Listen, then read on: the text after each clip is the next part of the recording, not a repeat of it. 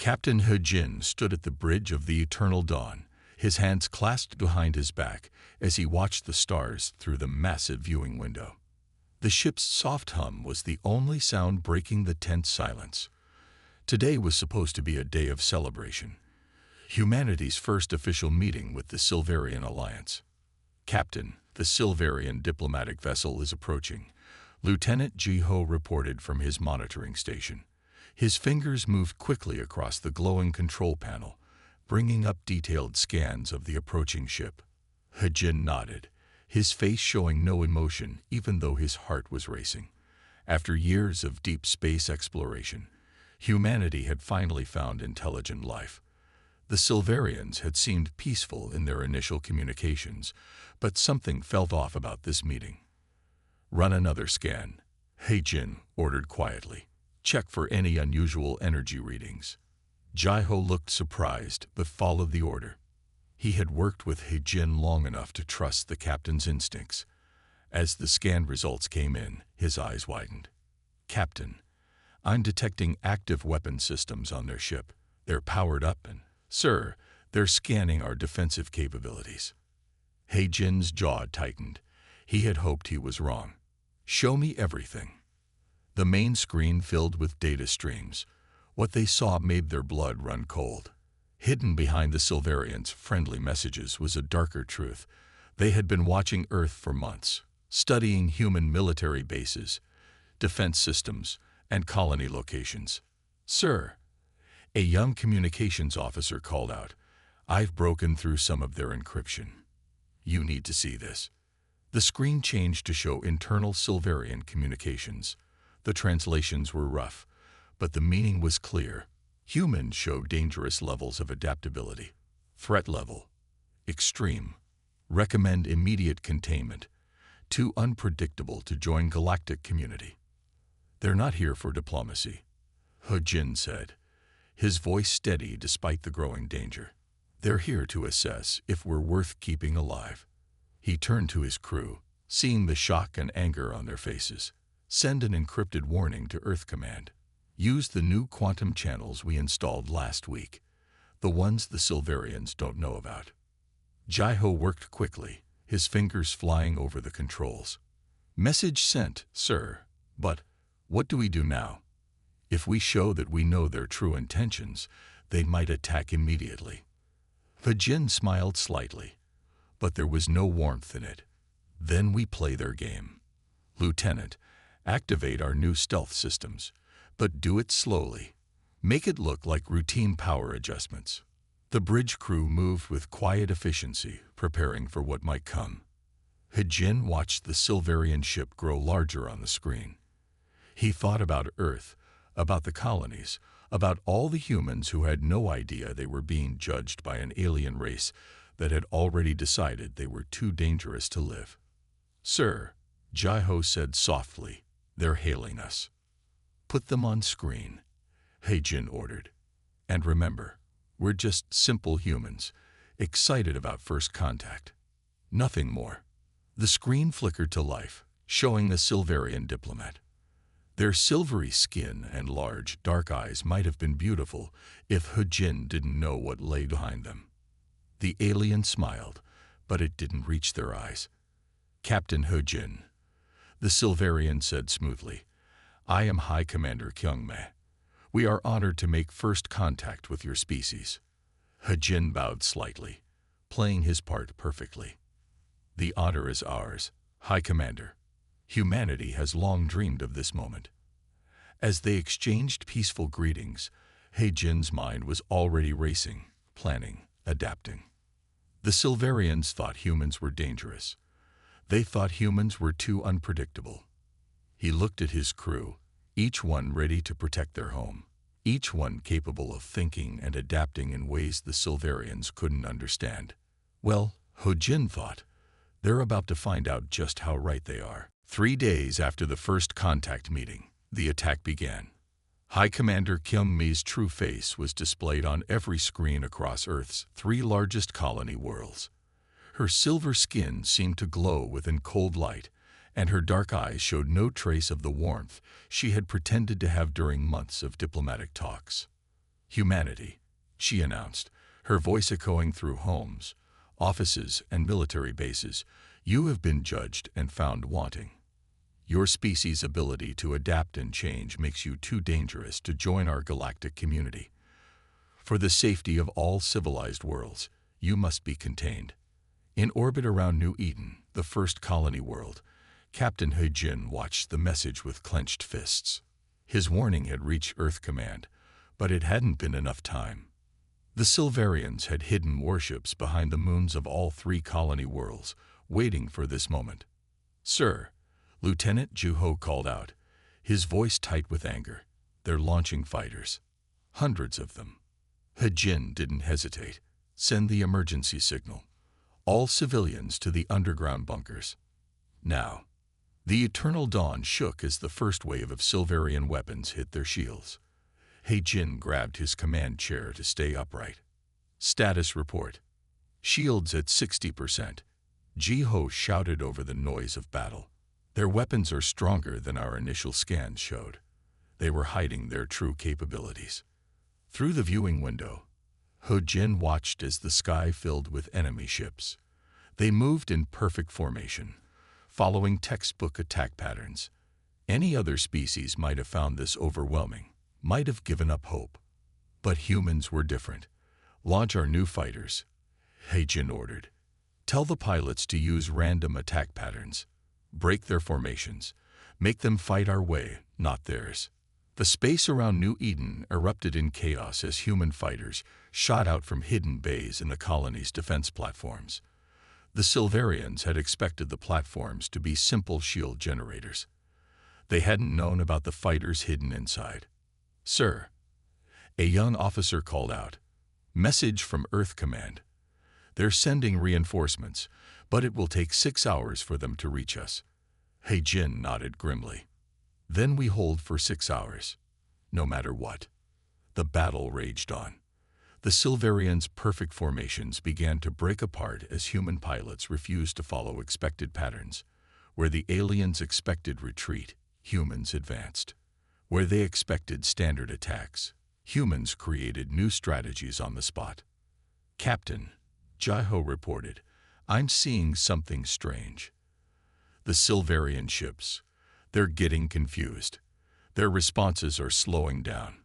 He-Jin allowed himself a small smile. "They rely too much on pre-planned strategies. Their computers can't keep up with human unpredictability." But the advantage wasn't enough. For every Silverian ship they destroyed, 2 more appeared. The colony's shields were weakening. If they fell, millions would die. "Sir," Jiho said quietly, "I have an idea. It's crazy, but those are my favorite kind, Lieutenant. Tell me." Jiho explained his plan quickly. It was risky, probably suicidal, and definitely not in any military manual. It was, in other words, perfectly human. He-Jin didn't hesitate. "Do it." The Eternal Dawn's engines roared to full power. Instead of fighting the Silverian ships, they flew straight at the enemy's command vessel. At the last second, they fired their entire load of missiles, not at the ship, but at the space around it. The explosions created a massive electromagnetic pulse, something the Silverians had never considered possible from primitive human weapons. Their perfectly coordinated fleet suddenly lost all communication with their command ship. In the chaos that followed, human ships struck hard and fast. They couldn't win the battle, but they could buy time. Time for the civilians to reach the bunkers. Time for Earth's reinforcements to arrive. As He-Jin watched his crew work, saw their determination and creativity, he understood why the Silverians feared humanity. Every human was capable of thinking independently, of creating new solutions, of doing the impossible. And this was only the beginning. 2 weeks after the initial attack, Admiral Ta-1 stood in Earth's main defense command center, studying the holographic map of known space. Red dots showed fallen colonies, while blue ones marked surviving human strongholds. There were far too many red dots. "Sir," a young officer reported, "Dr. Song has arrived from the research facility." Taiwan turned to see a woman in a lab coat walking quickly toward him, carrying a tablet computer. Her eyes were tired, but there was excitement in them. "Admiral," she said, not wasting time with formalities. "We've done it. We can understand their technology now." Taiwan's eyes widened. Already, the Silverians said it would take any species at least a year to begin understanding their basic systems. Songha smiled. "They didn't count on human curiosity or caffeine. My team hasn't slept much, but we've made more progress in 2 weeks than they thought possible in a year." She placed her tablet on the command table, and holographic images of Silverian ships appeared above it. "Their technology isn't actually more advanced than ours. It's just different. They think in straight lines, while humans think in circles and zigzags." "What do you mean?" "Look at their ship designs," Songha explained, zooming in on one section. "Everything is perfectly logical, perfectly ordered. No backup systems, no redundancy. They don't expect things to go wrong, because they don't think creatively about failure." Taiwan leaned forward, interested. "And we can use this." "We already are." Songha's fingers moved across her tablet, and new images appeared. "We've taken their captured ships apart and rebuilt them our way. Added backup systems, emergency protocols, things they never thought to include. We're making their technology better than they ever could." The Admiral was about to respond when alarms started blaring. An officer rushed up to them, face pale. "Sir, 3 Silverian battle fleets just appeared near the Mars colony." "How many ships?" Taiwan asked calmly. "Over 200, sir." Songha looked worried, but Taiwan smiled. "Perfect timing, Doctor. How many of our modified ships are ready?" 15, Admiral. "But they're untested in real combat." "They are now." Taiwan turned to his communications officer. "Send word to Captain He Jin. Tell him to bring the Eternal Dawn and the new fleet. It's time to show the Silverians what humans can really do." The next few hours were tense as they watched the battle unfold on their screens. The 15 modified ships, led by the Eternal Dawn, faced off against the massive Silverian fleet. The enemy clearly expected an easy victory, their ships moving into their usual perfect formation. They weren't ready for what happened next. The human ships, using modified Silverian technology, did things the aliens had thought impossible. They jumped between points in space faster than the Silverians could track. Their weapons fired in patterns that made no logical sense but devastated the enemy formations. "Look at their response time," Songha said, pointing to the data streams. "The Silverian ships have to check with their central command for every unexpected situation. But our ships adapt," Taiwan finished, "because that's what humans do." The battle lasted less than an hour. When it was over, more than half the Silverian fleet had been destroyed or captured. The rest retreated in disorder, their perfect formations shattered. In the command center, people cheered. But Taiwan and Songha exchanged serious looks. This was just the beginning. "How long until we can modify more ships?" the Admiral asked. "A few days for each one," Songha replied. "We're learning faster every time. And," she paused, smiling slightly, "we're starting to improve their technology in ways they never imagined." Taiwan nodded. The Silverians had feared human adaptability, human creativity, human unpredictability. Now they would learn exactly why those fears were justified. "Keep working, Doctor," he said quietly. "The real war is just beginning." Research Director Du Yun sat in his dimly lit lab, surrounded by holographic displays showing battle footage from dozens of encounters with the Silverians. For 3 days straight, he had watched these recordings, looking for something that everyone else had missed. Now, finally, he understood. "Computer, call Admiral Taiwan and Dr. Songha," he said, his voice excited. "Tell them it's urgent." 20 minutes later, they stood in his lab, watching as Du Yun played different battle scenes side by side. "Look at this," he said, pointing to a Silverian ship in combat. "Watch how they react when something unexpected happens." He played the scene in slow motion. The Silverian ship faced a surprise attack, paused for 2.3 seconds, then followed a standard defense protocol. "Now watch our ships." He switched to footage of human vessels in similar situations. The human responses were immediate, often using tactics that seemed to make no sense until they worked perfectly. "I don't understand," Todd once said. "We already know they're slower to react." Do Yun shook his head. "It's not about speed. Look at their brain scans." He pulled up neural readings from captured Silverian pilots. When they fight, they only use one part of their brain at a time. Logical thinking or instinctive reactions, never both. Song He's eyes widened as she understood. "But humans." "Exactly," Du Yun said. "Humans use both at once. We can think logically while also being creative and instinctive. We can make plans while adapting them in real time. No other known species can do this." He pulled up more data. The Silverians and their allies all evolved to be highly specialized. Some are logical, some are instinctive, but none can be both at once. That's why they fear us. We're not just unpredictable. We're impossible by their standards. Taiwan leaned forward, studying the data. "Can we use this?" "We already are, without realizing it." Du Yun brought up designs for new combat training programs. "Our pilots naturally fight this way. But if we teach them to consciously use this advantage."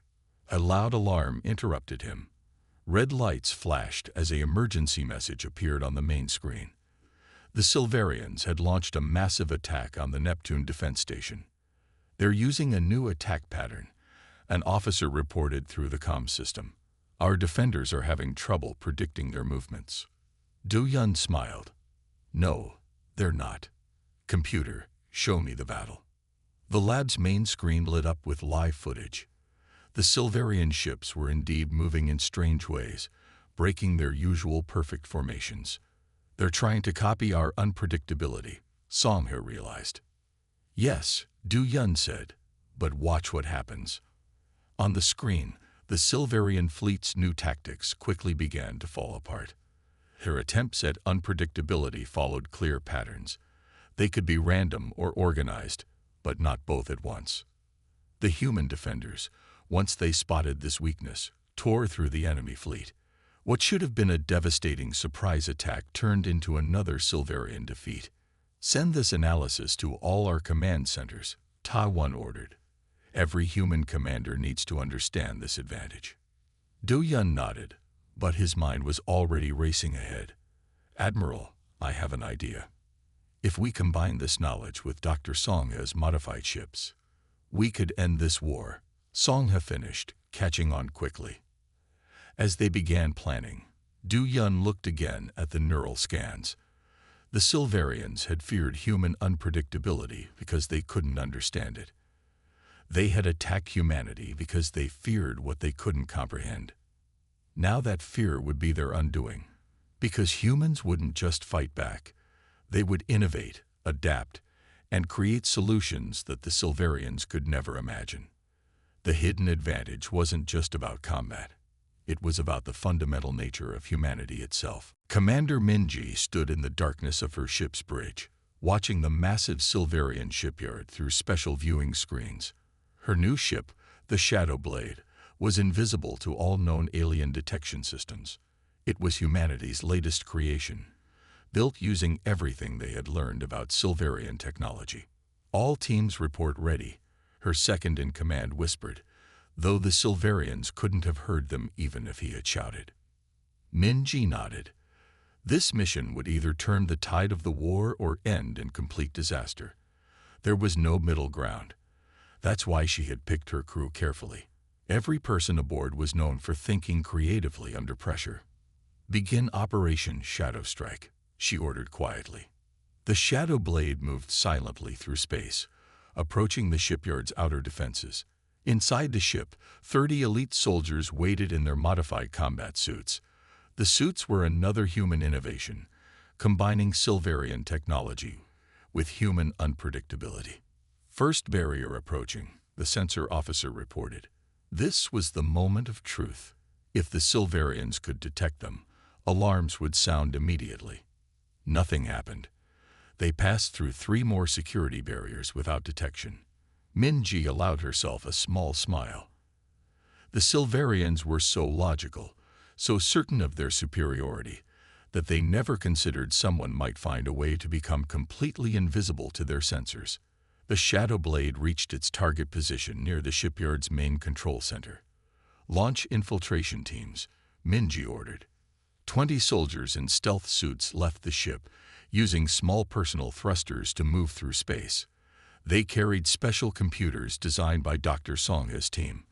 These devices could tap into Silverian networks without being detected, using methods that the aliens would consider impossible. "Teams are in position," the combat coordinator reported. "Beginning data extraction." Minji watched the progress on her screens. The plan was working perfectly, too perfectly. Her human instincts told her something was wrong. "Run a deep scan of the area," she ordered suddenly. "Look for anything unusual." Her crew, trained to trust such instincts, moved quickly. "Commander," the sensor officer called out, "I'm detecting small power fluctuations in Sector 7. Minji's mind raced. The Silverians never had power fluctuations. Their systems were too perfect. Which meant, "It's a trap," she said calmly. "They know we're here. They're just waiting for the right moment to attack." But instead of retreating, Minji smiled. This was where human adaptability would prove its worth. "New plan," she announced. "They think they're trapping us. Let's trap them instead." Her crew jumped into action, instantly adapting to the new situation. They had drilled for dozens of scenarios, but this wasn't one of them.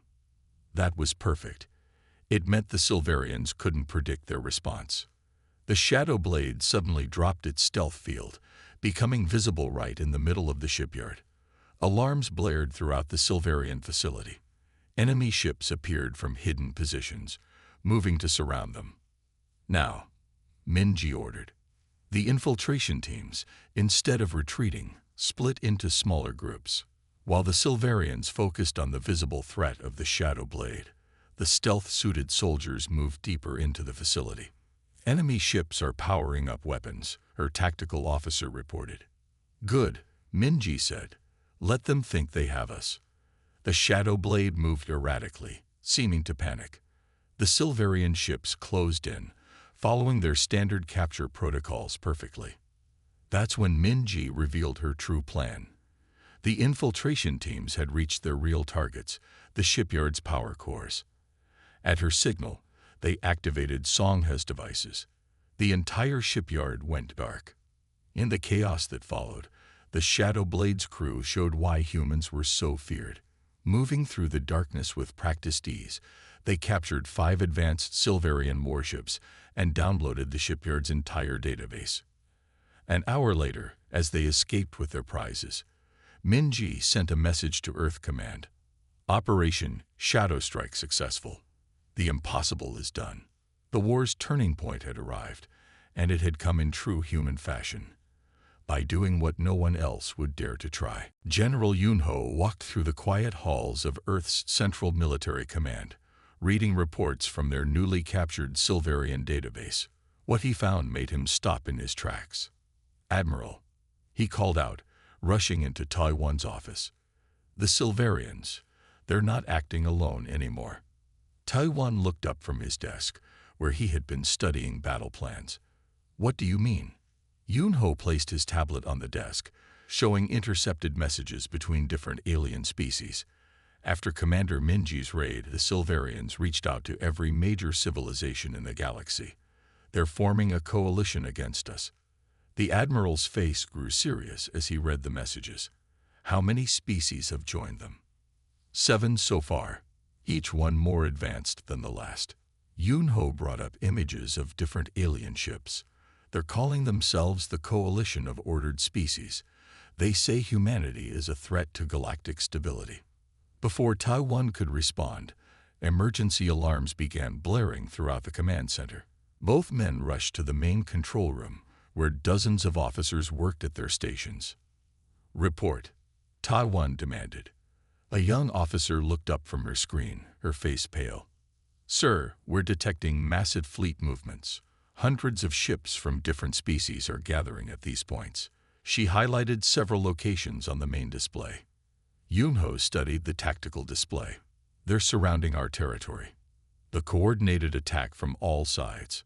"Sir," another officer called out, "we're receiving a transmission. It's being broadcast on all frequencies." The main screen lit up, showing representatives from all 8 alien species. The Silverian High Commander Kyungmai stood in the center. "People of Earth," she began, her voice cold, "your actions have proven what we first suspected. You are too dangerous to exist freely in this galaxy.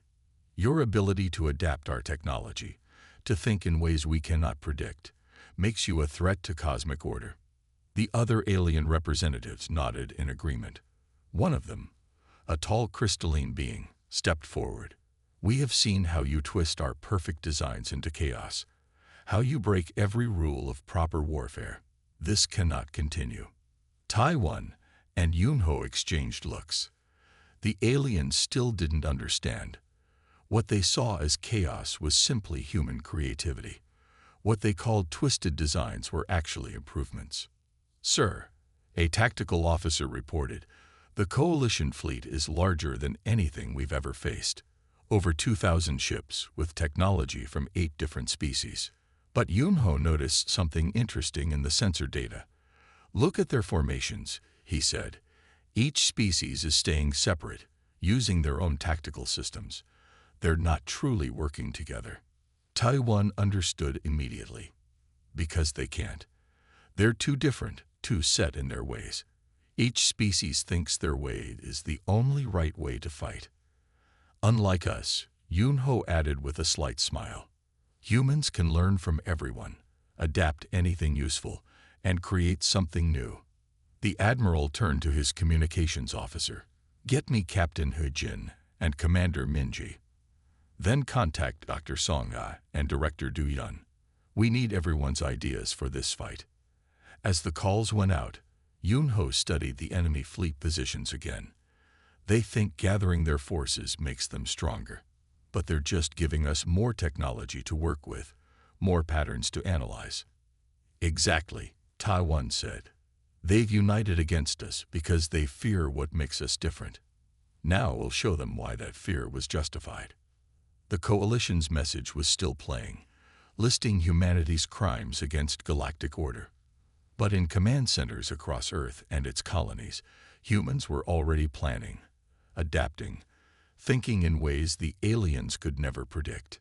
The greatest battle in human history was about to begin, and humanity would fight it in true human fashion, by breaking every rule their enemies thought they understood. John walked down the street.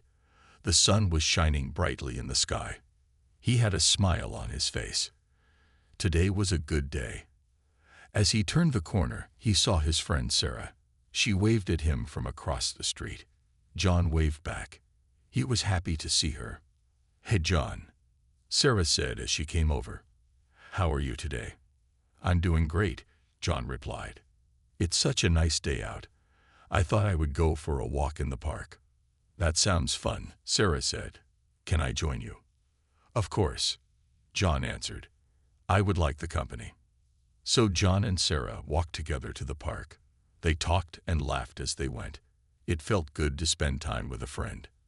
When they got to the park, they saw many people there. Some were having picnics on the grass. Others were playing games or sports. Children ran around and played on the playground. "Look at everyone enjoying the day," Sarah said. "It makes me feel happy." "Me too," said John.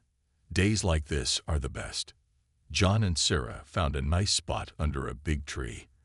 They sat down on the soft grass. For a while, they just relaxed in the shade. They watched the people in the park. They listened to the sounds of laughter and joy. After some time, Sarah turned to John. "I'm really glad we ran into each other today," she said.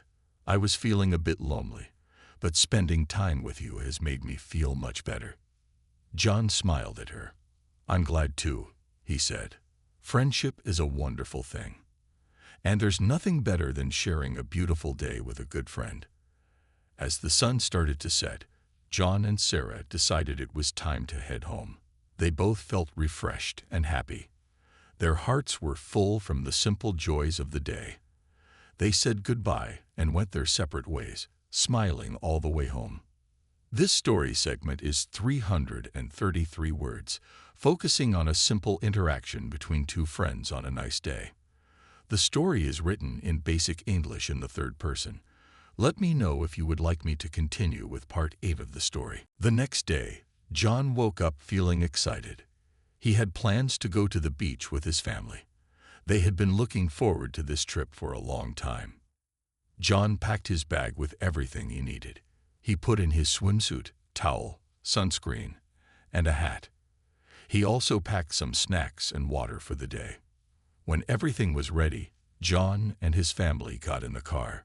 They drove for about an hour to get to the beach.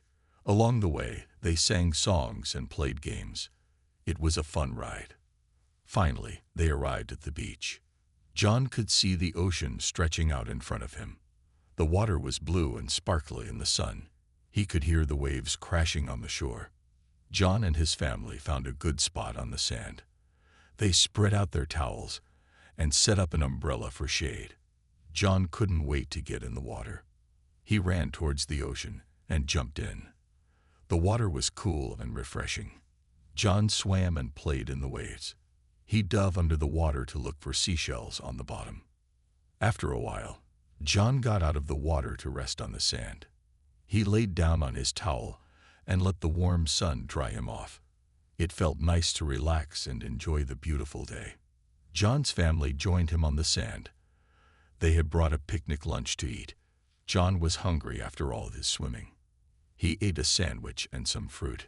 It tasted especially good after being in the salty ocean water. In the afternoon, John and his family took a walk along the beach. They looked for more seashells and watched the seagulls flying overhead. John felt happy and peaceful. He loved spending time outdoors with his family. As the day came to an end, John felt tired but content. It had been a wonderful day at the beach. He was already looking forward to their next family adventure. On the car ride home, John thought about all the fun he had.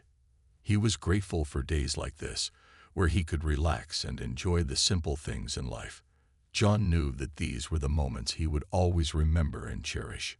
This section adds another 362 words to the story, for a total of 695 words so far. The story continues in the same simple, basic English style, narrating John's enjoyable day at the beach with his family. Please let me know if you would like me to write part 9 to conclude the 780-word story.